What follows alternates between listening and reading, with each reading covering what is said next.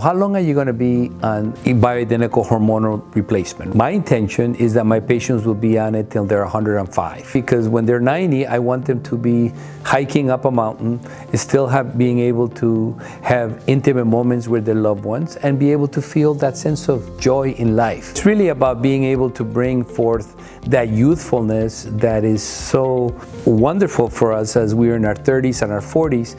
Why not have that same element of youthful energy into our 60s, 70s, and 80s? Not only that, but being able to decrease the risk factors associated with the chronic diseases that are associated with getting older. When you look at getting older, what that means is you got more arthritis, you have heart disease, you have excess weight or obesity, you begin to forget who you really are, you develop all kinds of inflammatory conditions, high cholesterol, high blood pressure.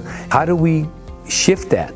It's not just bioidentical hormones, but that takes a big part of what needs to happen. And if we can get patients in their 50s to begin to consider what it will be like to live life from the perspective of being hormonally balanced, their whole experience changes, because now they get up with energy, they sleep much better, they're not reactive emotionally like they used to be because their hormones are more balanced. Bioidentical hormone replacement definitely is a big part of that puzzle.